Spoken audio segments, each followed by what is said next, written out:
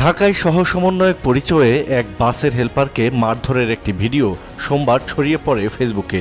ভিডিওতে দেখা যায় একটি বাসের হেলপারকে মারধর করছে এক তরুণ। এ সময় তিনি বলেন, আমাকে চিনিস, আমি জগন্নাথ বিশ্ববিদ্যালয়ের সহ সমন্বয়ক।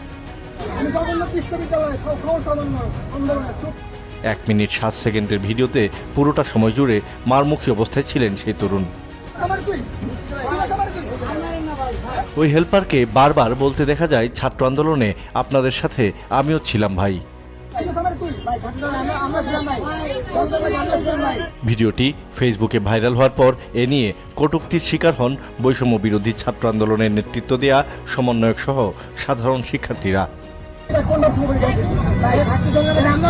পরে ভিডিওটিতে কমেন্ট করে জগন্নাথ বিশ্ববিদ্যালয়ের অনেক শিক্ষার্থী জানান, তাদের বিশ্ববিদ্যালয়ের সহ সমন্বয়ক পরিচয় দেয়া ওই তরুণের নাম তৌসিফ শাকিল। তিনি বিশ্ববিদ্যালয়ের 14তম ব্যাচের রসায়ন বিভাগের ছাত্র এবং ছাত্রলীগের সাবেক কর্মী। ছাত্রলীগ করার কারণে এর আগে তাকে বয়কট করেছিল সহপাঠীরা। তিনি জগন্নাথের বাস রুট উত্তরণের সভাপতিও ছিলেন। এ বিষয়ে মেসেঞ্জারে কথোপকথনের একটি স্ক্রিনশটও শেয়ার করেন এক কমেন্টদাতা। বিষয়টি নিশ্চিত করে জগন্নাথ বিশ্ববিদ্যালয়ের তথ্য বিষয়ক ফেসবুক পেজ জেএনইউ ইনসাইডারও।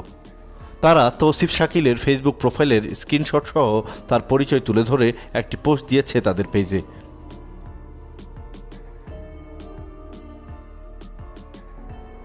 তবে পোস্টে দেয়া নামে কোনো প্রোফাইল খুঁজে পাওয়া যায়নি ফেসবুকে।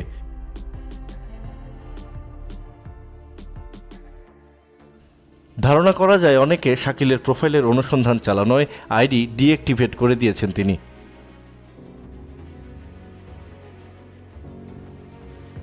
এছাড়া জগন্নাথ বিশ্ববিদ্যালয়ের সহ সমন্বয়ক নামে কখনোই কোনো পদ ছিল না বলে জানিয়েছেন বৈষম্য বিরোধী আন্দোলনে নেতৃত্ব দেয়া একাধিক সমন্বয়ক।